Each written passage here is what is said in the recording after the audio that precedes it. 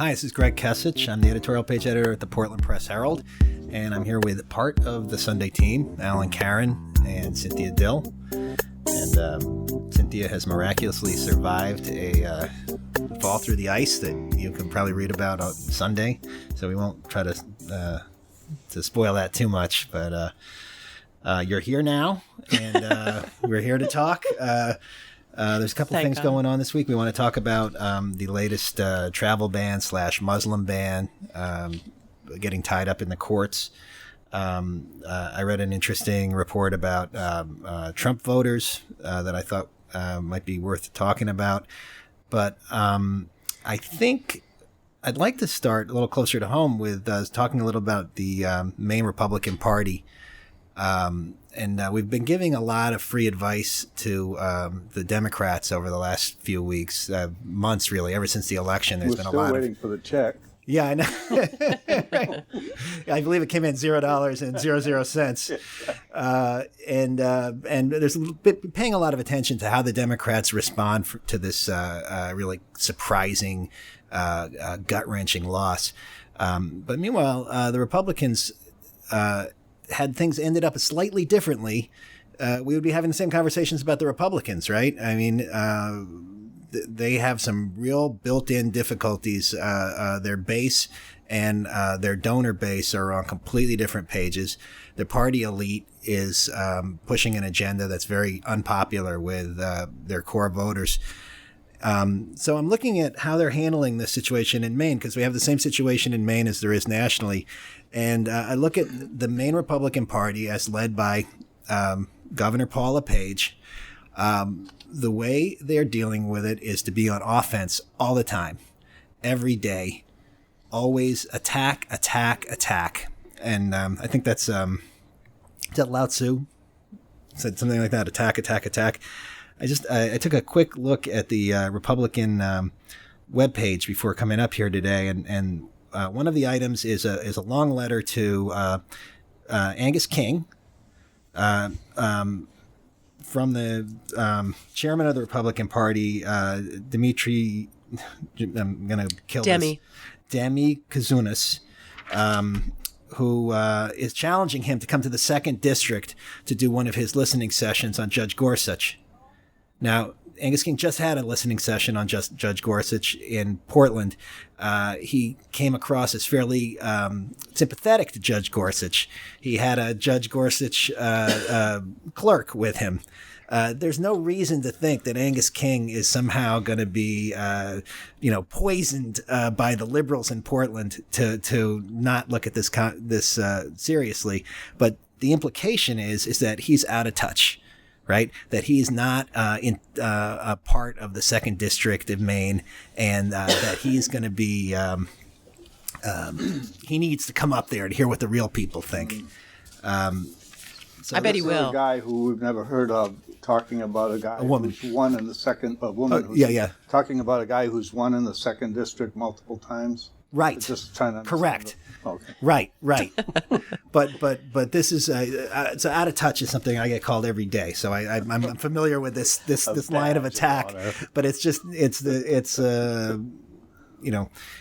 Angus King, right, is out of touch, and he needs to come to the 2nd District and do this thing that he appears to be on his way to do anyway. They have a parallel column about Susan Collins not doing any listening not coming sessions. To any districts. No, they do not. Was she urged to do that? They do not. I think the Republicans are just trying to lock down the 2nd CD. Yeah.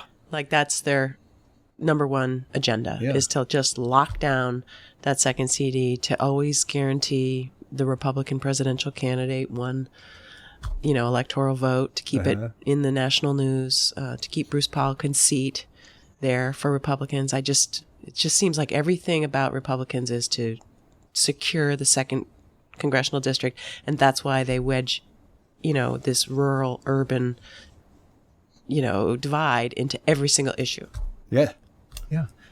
And here's another one. This is on. They've gone really hard against Representative Ryan Tipping for his ethical breach by working for a campaign in between legislative sessions, and they've called it a conflict of interest, And they've been pushing for him to be investigated for ethics violations.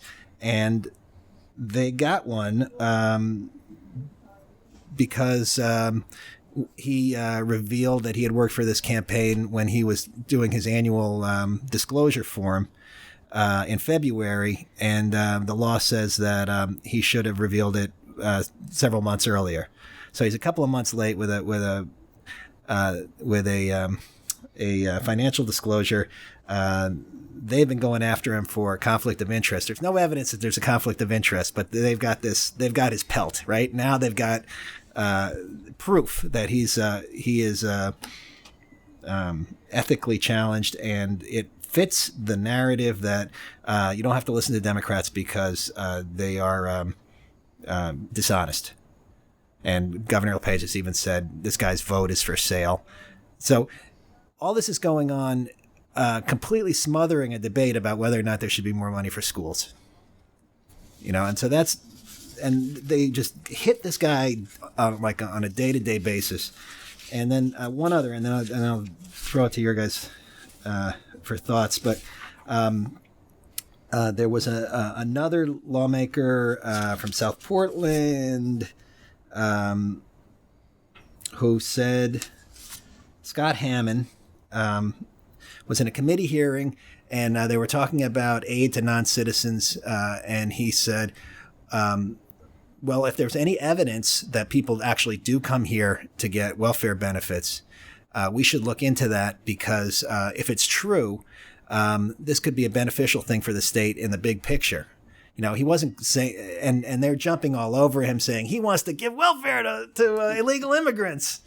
And anyway, so I've seen this pattern. They personalize everything, and they're always on attack. And is this good? Is this an effective way to run a party? It seems to be winning.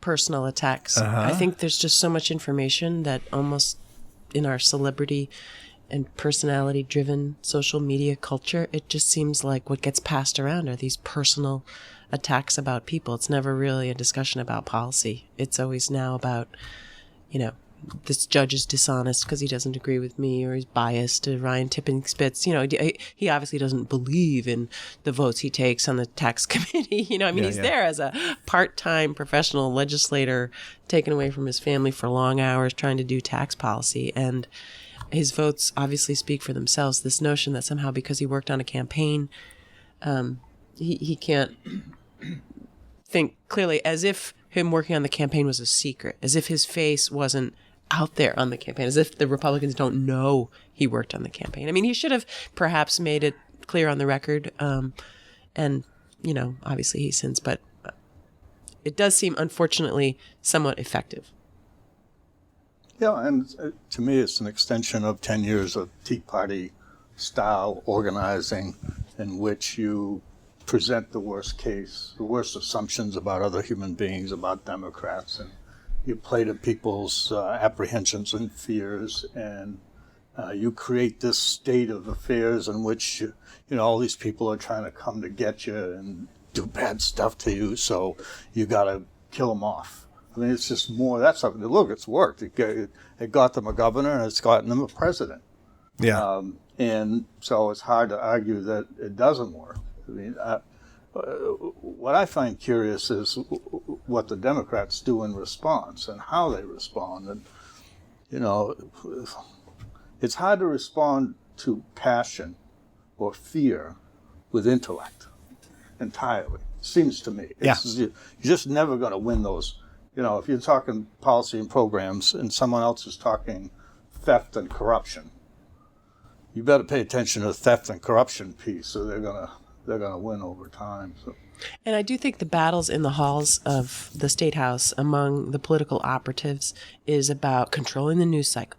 It's about being in the paper with some kind of quote or some kind of position that looks good and that can be retweeted and passed along and sent out in fundraising letters. So to the extent that the Republicans have, I think I've identified a few good things. I mean, calling Angus King up to the 2nd Congressional District is a good idea from Republicans' perspective. I think he'll call their bluff. I think he will go up to the 2nd Congressional. He goes up there all the time. He's up there all the time. I mean, it's like, it's not going to be any big deal, but I understand. But we won't cover it because he does go up there all the time.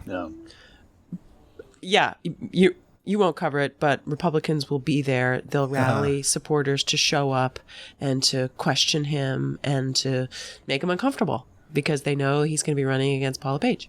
Yeah, it's another indication to me that they're gearing up for a run against King, the Senate, and testing the waters and trying to figure out where the weaknesses might be.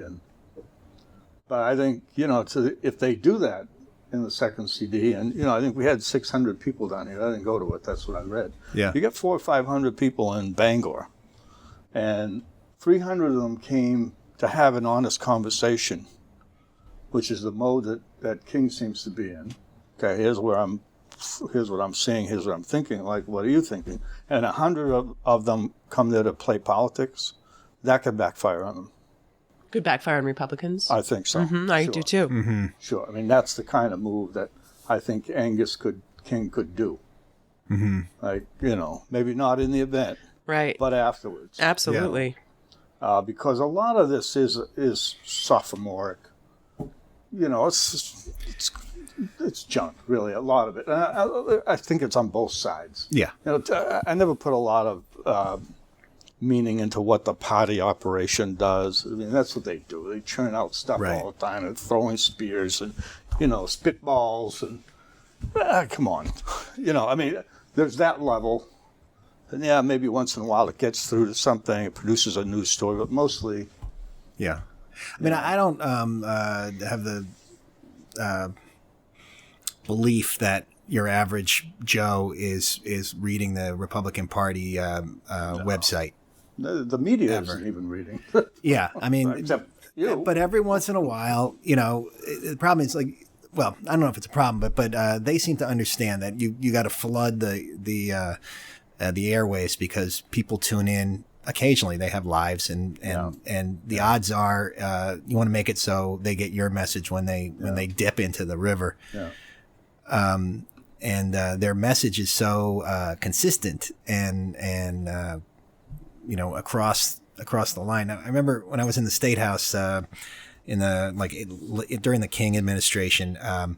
I remember a Republican telling me, we're all kind of free spirits over here, but the Democrats, they're like an army, they all vote together and they never break down.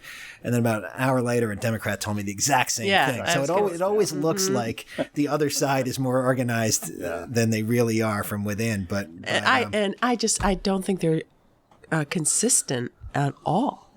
I mean, I like, for instance, this Ryan tipping Spitz. I mean, you could say, on the one hand, he didn't file this form. On the other hand, this is just more government red tape suppressing his constitutional rights, free speech. Right. I mean, that's in terms of the conflict of interest. I mean, we have a president who hasn't even. Right. I mean, how can Republicans suggest that? That this representative has a conflict because he filed a form late? Excuse me. President Trump, your tax returns, please. What about all these businesses your family is involved in? I mean, I just don't see the consistency there. What is consistent is just sort of, in my view, sort of these empty personal attacks that make news.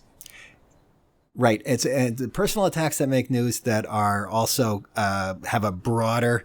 They paint with a very broad brush. So it's not just a Democrat is bad, but Democrats are bad, and this proves why. Yes. Yeah. And that was something reminds me of this piece that I read about the focus groups in Michigan after the election, and they were talking to voters who had voted for Obama at least once, and they voted for Trump this time, and they were in focus groups separated by sex and all. They were put in a situation where they were very comfortable. There weren't any Clinton voters in the room, and they were discussing things, and it was clear like they didn't they liked Trump, but didn't particularly like the Republican agenda.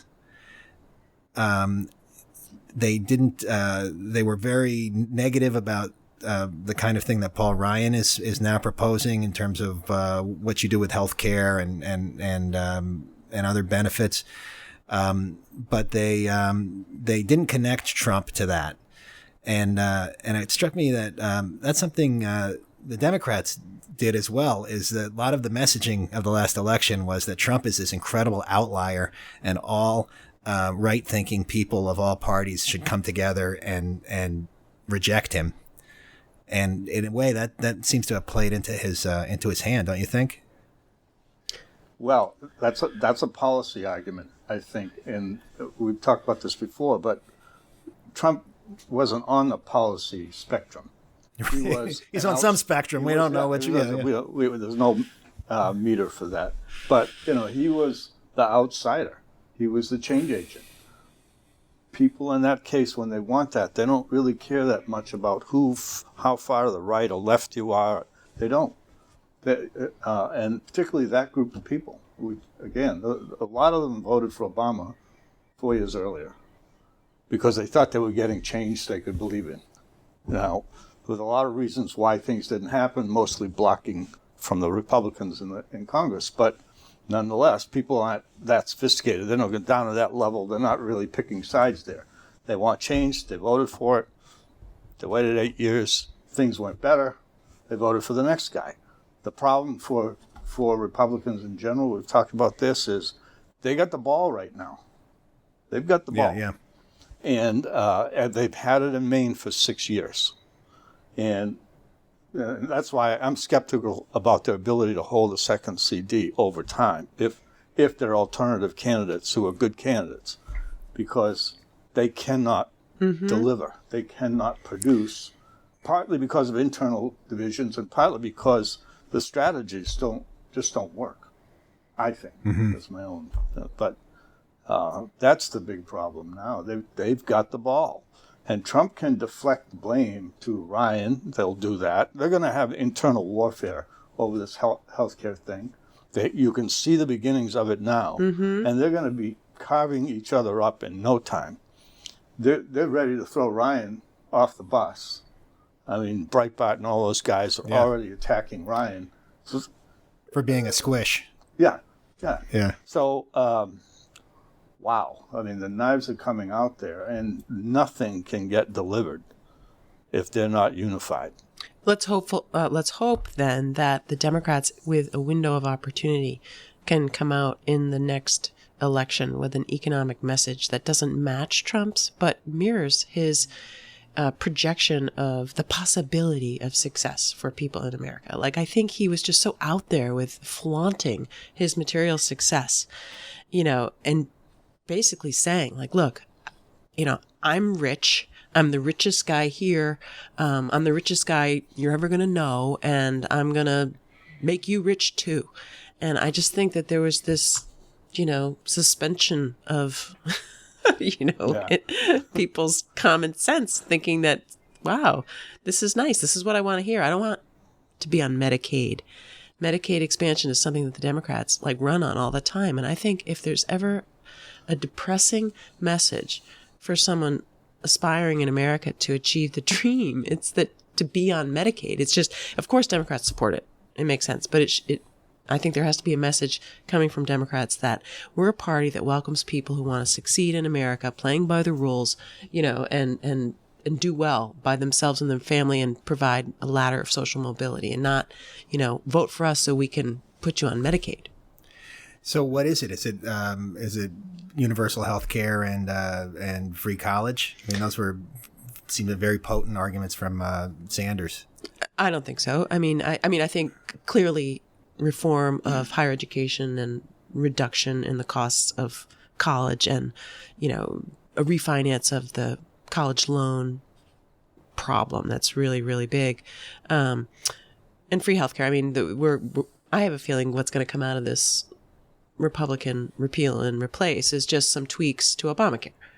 So we're in the direction, we're heading sort of in the direction of reforming the healthcare system in a way that most people agree has to be done, which is, broadening the pool of people who are insured to bring down the overall costs. And I think Democrats just have to come out with an economic message. The Democrats make families richer and point to policies around, fair taxes, investments in infrastructure and education, just all the things that Democrats actually do that increases economic output and productivity. I mean, we see that in the Obama administration. We see that in the Clinton administration, but it never gets translated into campaigns that actually Democrats manage an economy better. Don't you think it was deeper than the campaign? I mean, like Obamacare is clearly the signature achievement of the Democrats in this century, this new century. And 50% of the country gets employer-sponsored health insurance, and that group saw some slight changes in the kind of coverage they got, but they didn't see their costs go down.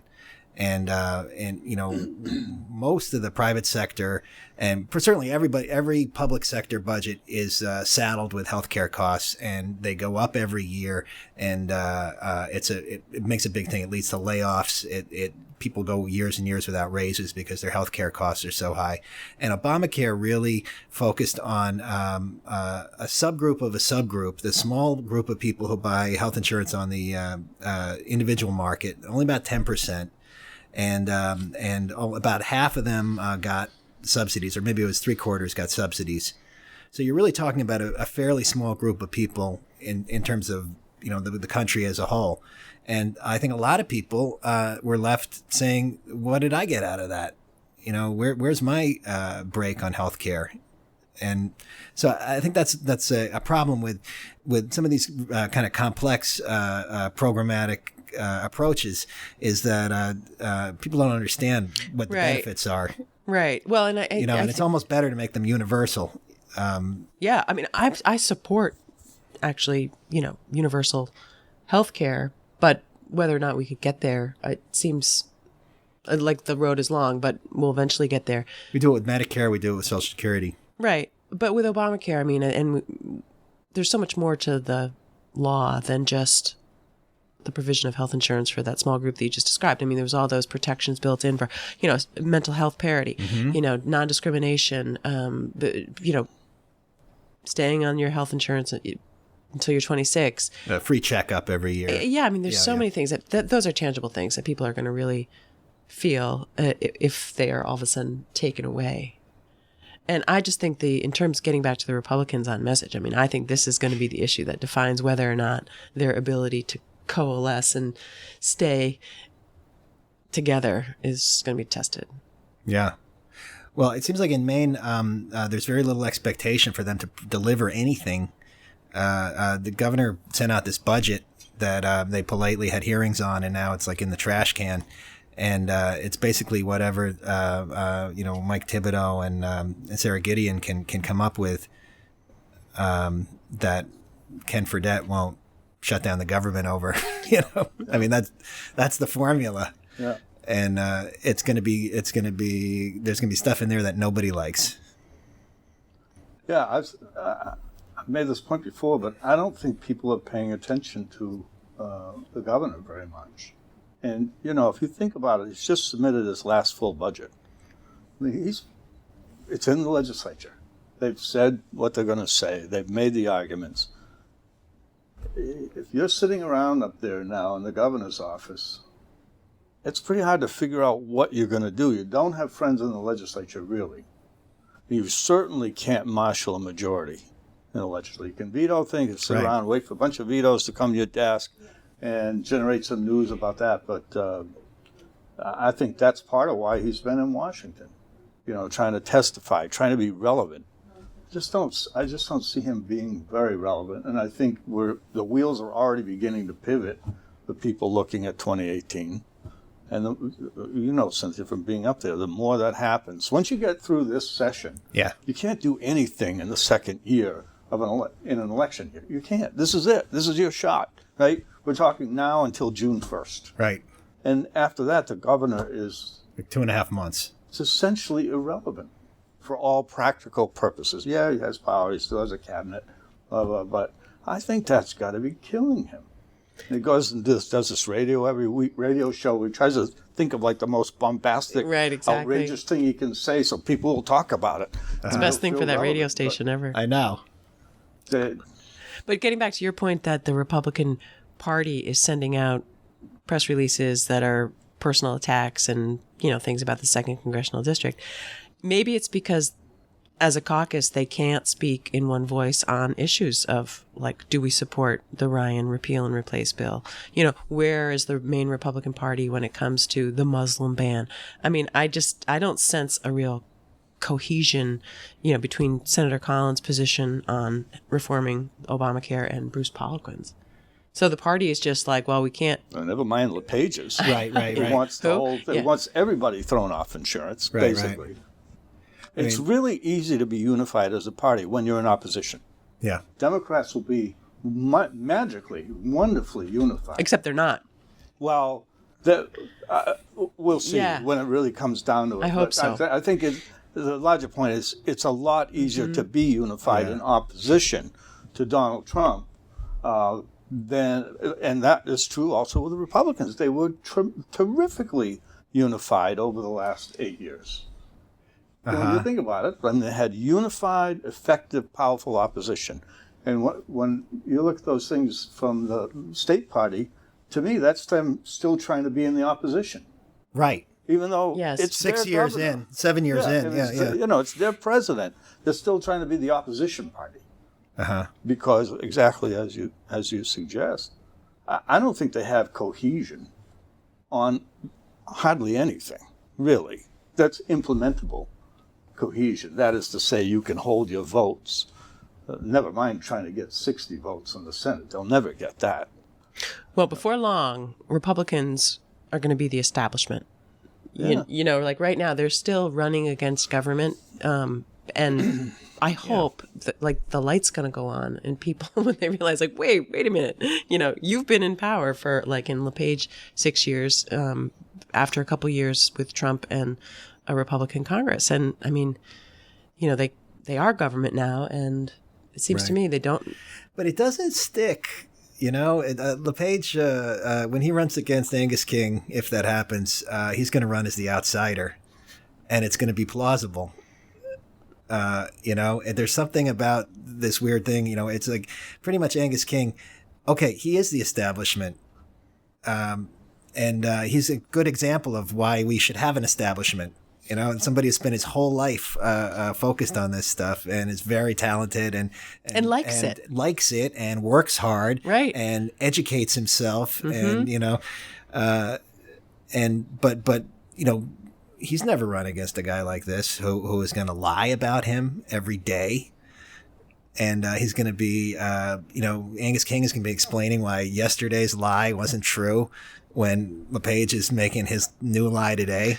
Yeah, but when Angus King ran against Charlie Summers in 2012, Karl Rove was behind the Republican machine. He definitely took some shots. And I do think that it is going to be interesting if Paul LePage can still pull off this masquerade of being an outsider when, in fact, he's been a sitting governor for 8 years. It just seems like you could be pretty creative about that. Yeah, a few years ago, there was a moment when somebody asked Troy Jackson a question and said, how do you feel to have a blue-collar governor? And he said, he's not blue-collar. He's management. Yeah, exactly. He is. Yeah. The guy's got an MBA, he's been the president of the company, the chairman of the company. He's not, but he comes across as just a guy like off the loading dock. Well, Bernie Sanders did the same thing. Yeah. He's been, basically down in Washington for decades, in politics, and all of a sudden he's like the outsider. So, yeah, Trump's an outsider. He's against the elite. Yeah. As a billionaire. Born a millionaire. Next time, note to self, run as outsider. Right. Yeah. Well, that's the thing is certainly this last election, you wanted to be the outsider, and the Democrats ran the consummate insider. When would you ever want to be the insider? I know. What's that? When would you ever want to be an insider running for an election? It used to be the place to be. Right? People always ran on their experience. I've been in this committee. I served for this.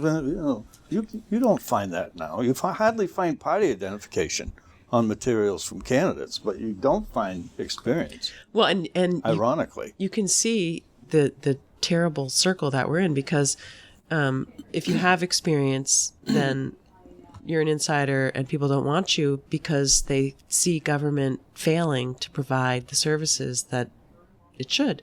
And the reason why government fails to provide the services that it should is because people who get elected don't have any experience and they don't have the skills to do anything. So we're in this like vicious circle of wanting government to change, but then putting people in power who have no skills. And now with Trump, we see the latest extension, which is they're so far outside that they promise things that in the real world can never be delivered. Yeah. They simply can't be delivered. Even if you had 2/3 majority in both houses, you can't deliver some of the things that get promised because they don't. Partly because they don't know anything about how government operates and they don't have experience with it, and so it's just kind of a dream world parade. I mean, I wonder if that wasn't even true for Obama. Yeah, he lacked some of the special experience and skills he would have needed to undergauged how difficult some things were and how you had to build all those relationships. But at least he was willing to study and do homework and talk to people who he disagreed with. I mean, there was some learning curve there. It's hard to see the learning curve. And ultimately, he was willing to just use his power, whatever power he had, whether or not they would work with him or not. Which is where Trump started. Yeah, yeah. The one big difference, we're veering off, and I apologize, but the one big difference I see between Donald Trump and his dysfunction and being the outsider and Governor LePage is that Trump, it seems to express at least a belief in the goodness of the country and like the people and wants to protect. Like I've heard him say a couple times, like, we got to cover the people. You know, I'm not going to be signing the bill. Whereas I always get the sense from LePage that he can't stand the people he governs. You know, he's not happy doing it. Well, they all identify, they define who the people are. And, which is, apparently if you're a Muslim, you may not be one of the people. So it's not a Muslim ban, right? Isn't that the argument? Well, not according to a couple of federal judges. I mean, and the Ninth Circuit, I see this as a really good example of not really having the experience. I mean, this idea that somehow the Trump administration is going to negotiate a Muslim ban, like as if we can kind of like, just kind of tweak it, strong arm the judges into violating the constitutional prohibition on having an established religion. I mean, does he really think that these constitutional rights are on the table? He's going to cut a deal. I mean, it is about all the evidence that he made as a candidate says it's a Muslim ban, and now he's there faced the music. So what is the evidence that it's a Muslim ban? The statements he made on the campaign trail saying he wanted a Muslim ban. The statements Rudy Giuliani made. The statements Rudy Giuliani made on national TV that he had been appointed to a committee specifically to take Trump's Muslim ban idea and make it, quote, legal. Haha. Like press releases about a Muslim ban. I mean, just the judges just sort of lined up all the evidence and said, look, how can you say you don't want to be a Muslim ban when you said that that's what you wanted to do? And right. Stuff follows you along. Yeah. I mean, how about giving preference to Christians? Well, the new one doesn't do that. Yeah. They took that out. Yeah. Yeah, there was that. That was an easy one to take out. Yeah, they just said, we'll give preference to religious minorities from these Muslim majority countries. And you can just imagine, I mean, maybe they meant the Baha'i. A different religious test. It's interesting, though, it's not getting the same kind of reaction. There's not the same kind of demonstrations there was to the first one, partly because of the way it was rolled out. More slowly. It wasn't just announced on a Friday night. Right. There were people in the air who were suddenly banned, people with visas who were in planes. And it's not enforced. Right. And now, and plus, and then a judge has stepped not in. implemented. So, well, and I also think that when it came out the first time, it was Friday afternoon. It was one of the first big things that the Trump administration did. And there was just such fear that, oh my God, it's starting. We're turning into that country that we saw on TV. Whereas I think people saw that, oh, there's a system in place. There's checks and balances. A judge decided that it wasn't enforceable. And I think there's this big exhale, like, oh, thank God. Like, we actually aren't in a banana republic. So this time around, I think, like when I saw it coming out again, I was like, oh, here we go, Yeah. So do you think we're going to see less of the sort of protest culture? Well, it really depends on after some period of time, the Trump administration is going to figure out more realistically what they can do in this session and what they can't do.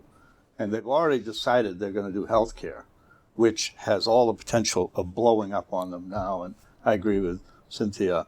If they don't get something on health care as the number one issue of the incoming first-term president, everything else crumbles afterwards. I think it becomes harder and harder for them to implement because you had all the power in the world to pick issues and to get them done.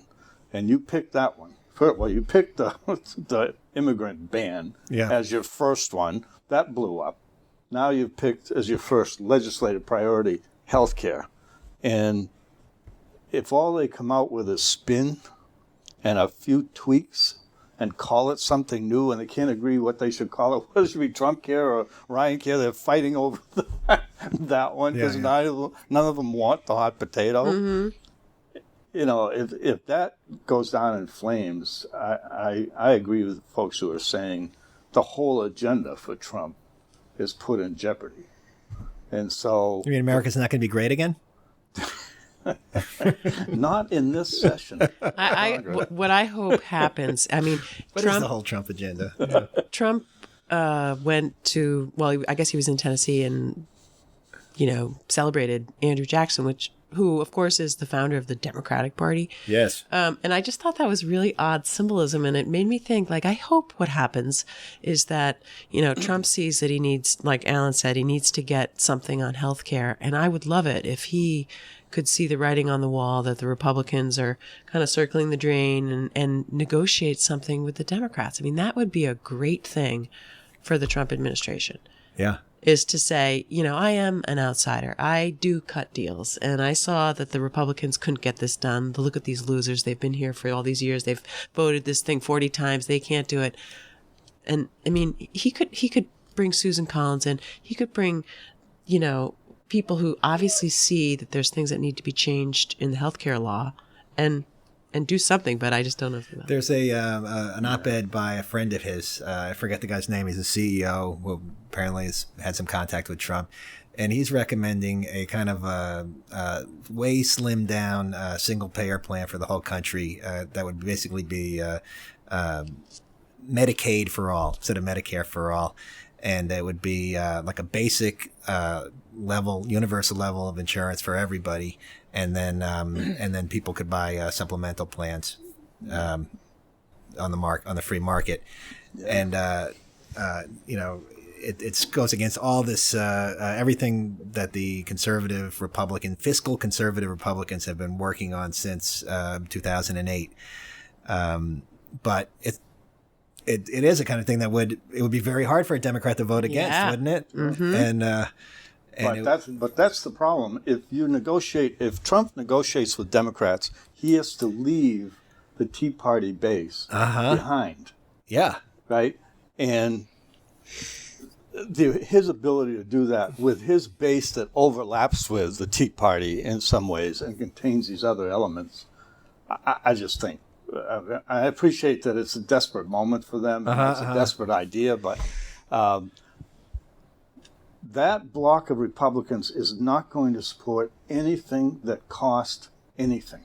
Right.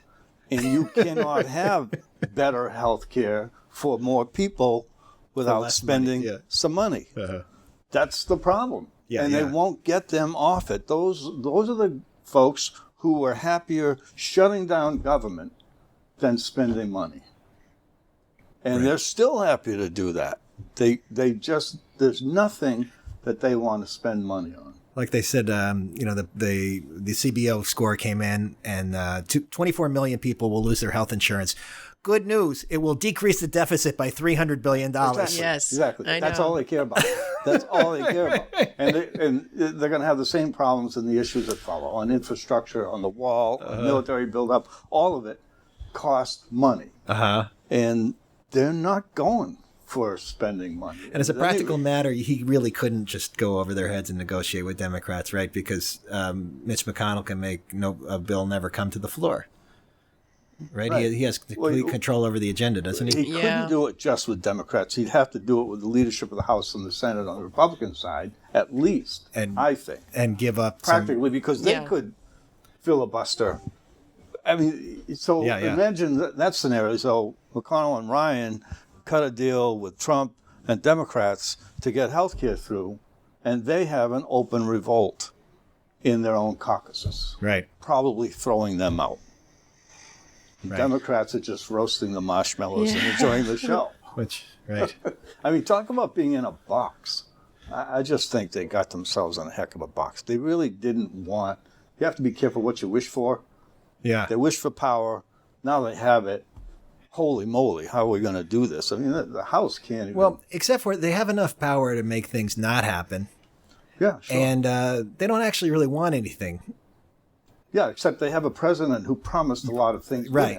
That's the problem. And back to those swing voters, as you said, like the hardcore Trump people will never move because they live in a world where they're just all hearing the same stuff and they hear the same spin. But all those other folks, at some point, do I have health care or I don't? Does it cost more money or does it cost less? He said it was going to cost less. Wow, it goes up every year. Healthcare costs have been going up for decades. So they blame it on insurance companies, then they blame it on Democrats, then they blame it on Obamacare. Who are they going to blame it on now? They're going to blame it on Trump. They're going to blame it on Republicans, I think. Those swing voters. So that's an opportunity for Democrats if they can put forward the right candidates with the right message. I just think it's a heck of a box. I mean, I haven't quite seen it in quite that way. Democrats have always had lots of divisions, but these are deep, deep differences of philosophy that all happen to be contained in a tent called Republicans. Right.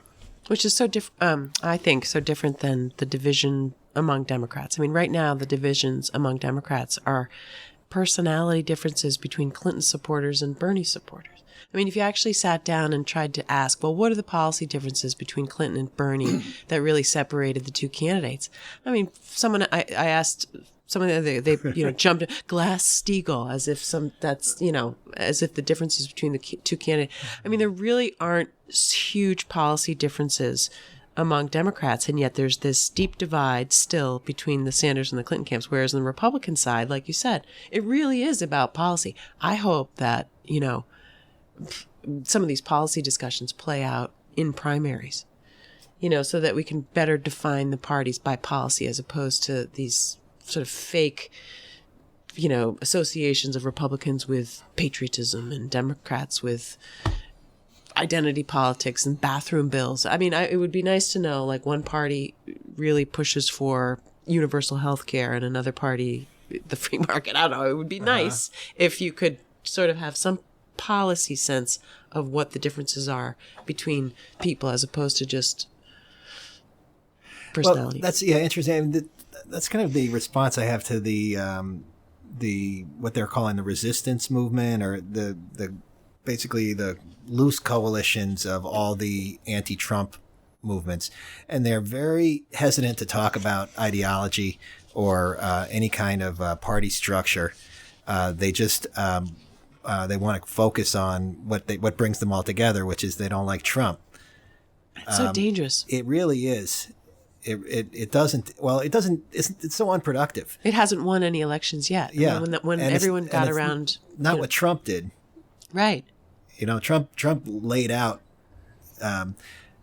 stuff that we all think was as untrue. Right. But whatever, he said it. And he said what he would do if he was elected, and he made promises, and they were very easy to understand and build a wall. And he was very consistent. He said it over and over again. But I think there's people who suddenly woke up the day after Election Day and found out Donald Trump was the president and thought, this is terrible. What can I do about it? And I think that's a lot of the activity that's going on right now. And I think they need to realize that for a lot of people, things were not so great the day before the Election Day. Mm-hmm. And that's the people that you need to be working with.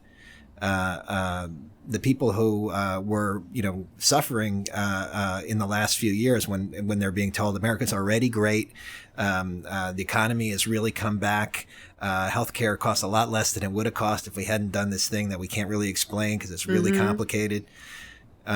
So I think there's some room for building.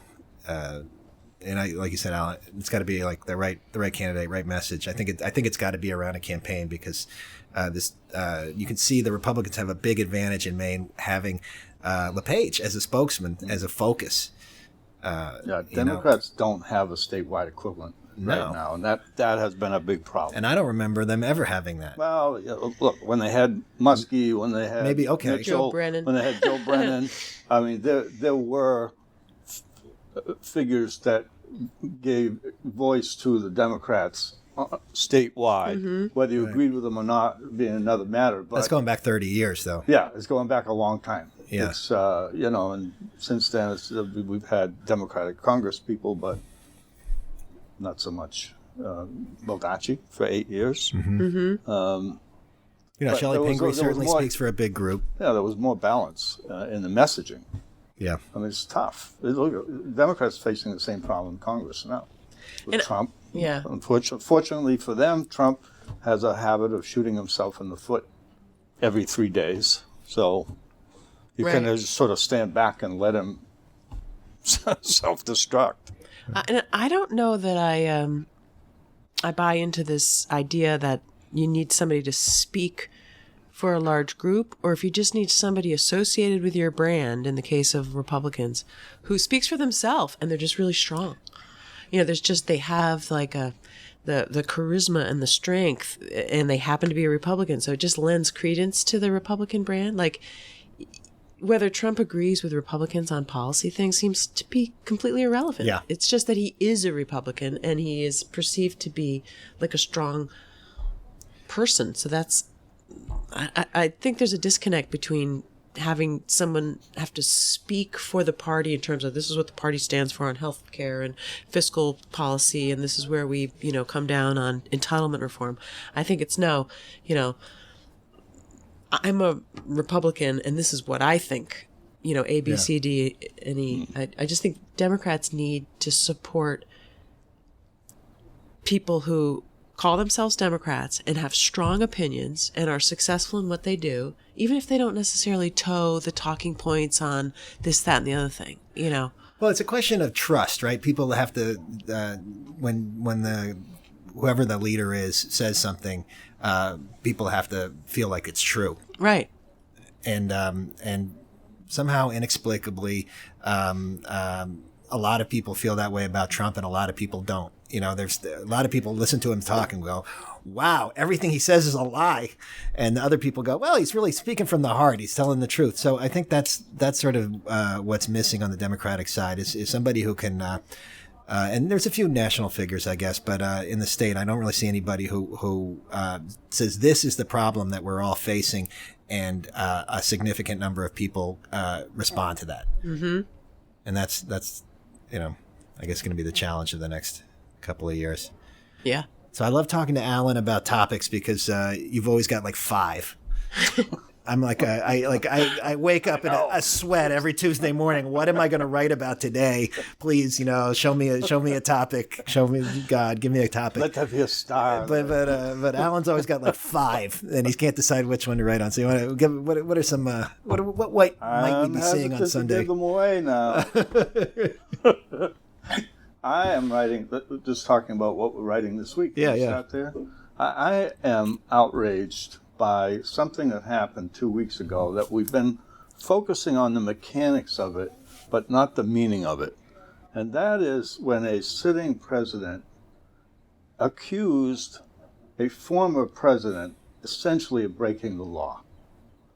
That's the kind of stuff that happens in dictatorships and banana republics. We have not done that in this country, really, and I'm outraged by it.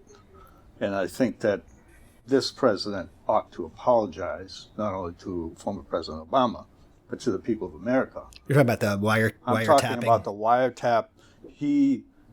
Obama wiretapped my phones, very specific. This wasn't millions of people came in and voted for my opponent. Sort of wild conspiratorial stuff. This was very specific charge against a former president who, regardless of what party you're from or how you feel, seemed to be a pretty straight-ahead guy. A good family guy, never had a big scandal in the administration. I mean, so I think that Trump ought to apologize, but more importantly, I suspect, because he won't, he's never shown any sort of humility. The honorary thing to do would be to apologize. Right. But since he won't, I think it's important for Americans not to allow that kind of behavior to become the norm and to accept it now into the mainstream, that we should have presidents throwing out wild charges against not just former presidents, or any Americans. So that's got me riled up this week. And I know it's a long story and it's taking, but I think it's part of a larger story, which we're also getting sort of immune to, which is the ticking time bomb of this Russian investigation and the connections between this campaign and this administration and Russians that seem to be dribbling out one every 3 or 4 days. There's another one today. Did you see? Yeah. General Flynn from Rhode Island, was been paid by a number of Russian corporations. Yeah. So I'm coming to the conclusion that there's something there, and there's something that they are desperately trying to tamp down, and I think we're seeing it in this investigation of his charge on the wiretapping, because you can only wiretap somebody if you do it legally. Yeah. You can only wiretap them if they're a subject of a criminal investigation or an agent of a foreign government, or somebody in the campaign is. Under those conditions, they could very well have gotten surveillance authority. If that's the case, it's a bigger problem for Trump than if Obama had done something. Again, Obama could only wiretap illegally. I mean, that's Watergate. That's what happened. Right? So I'm not believing that at all. There's never.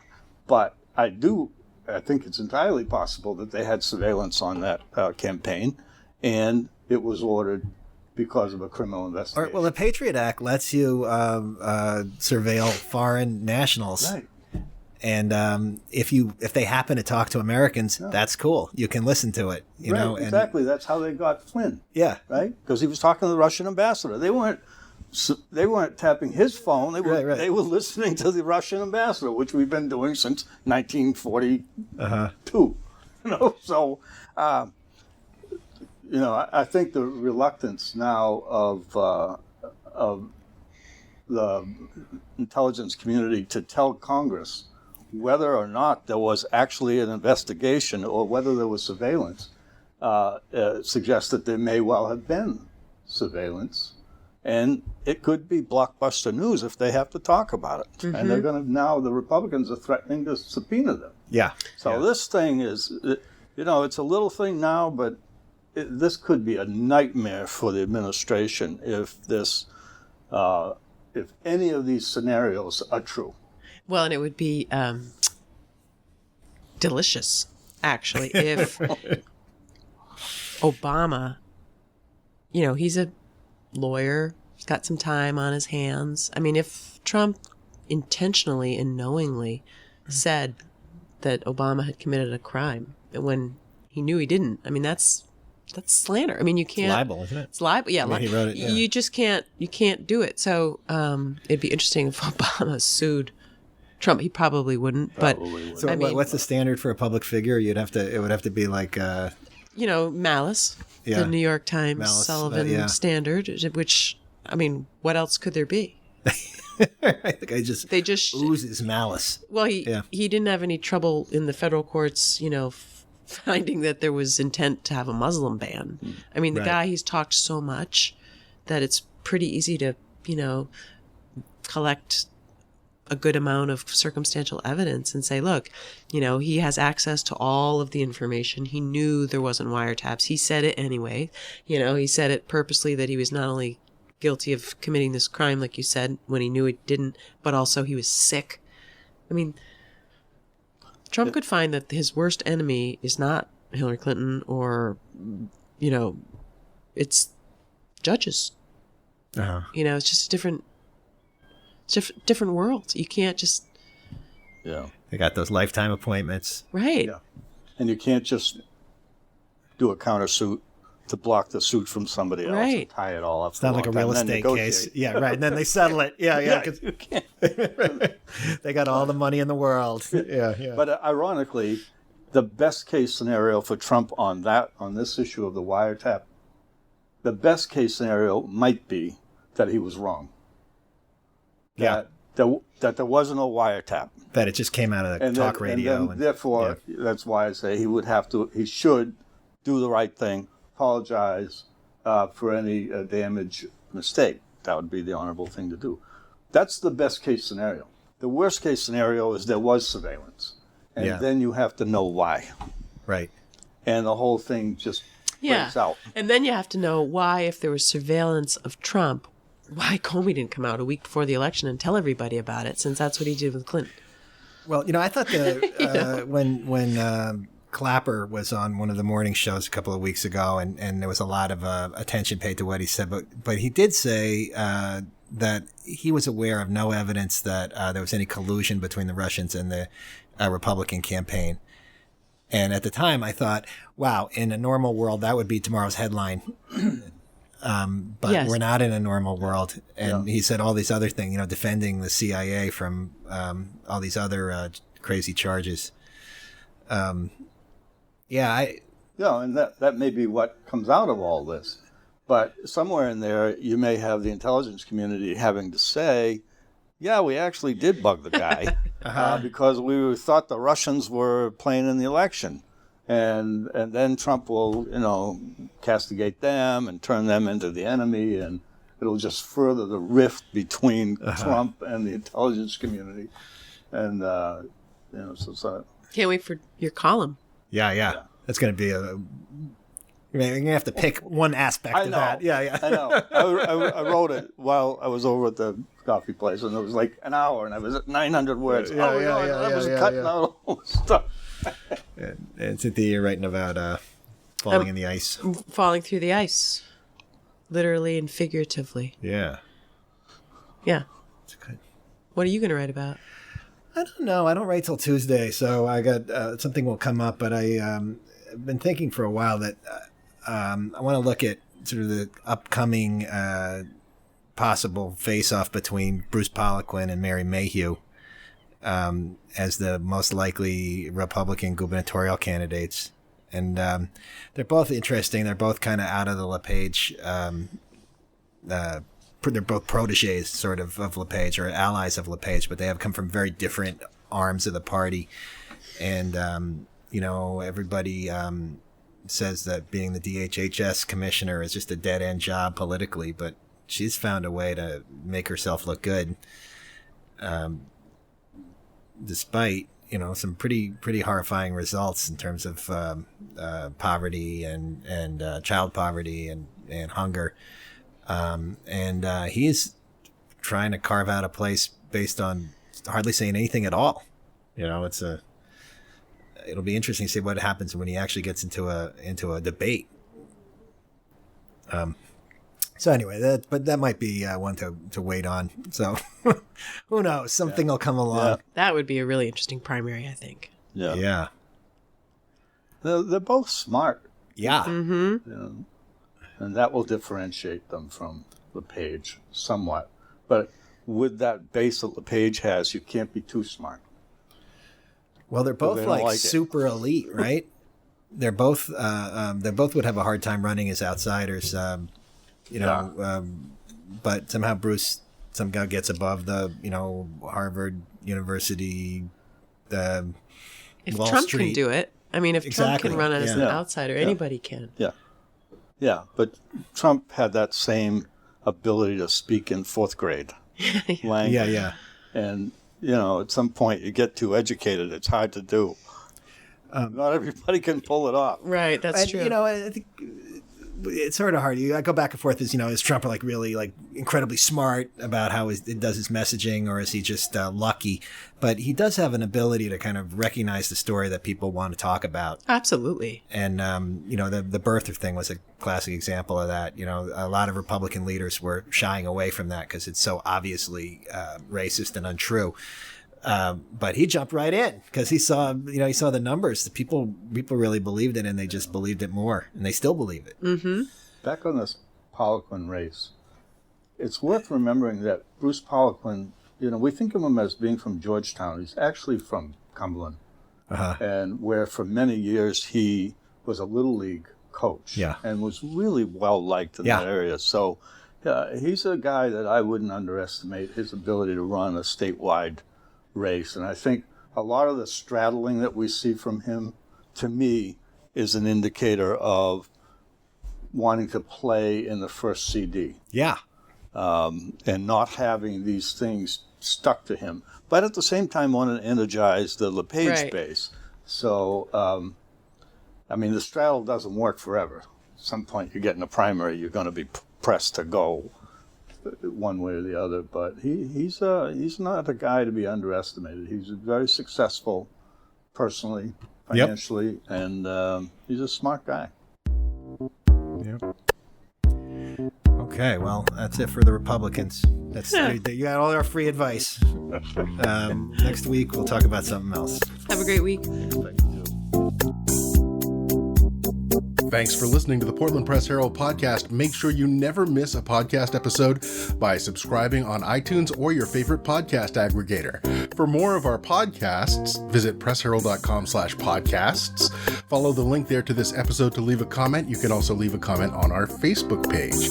I'm Chad Gilley. Once again, thank you for listening to the Portland Press Herald podcast.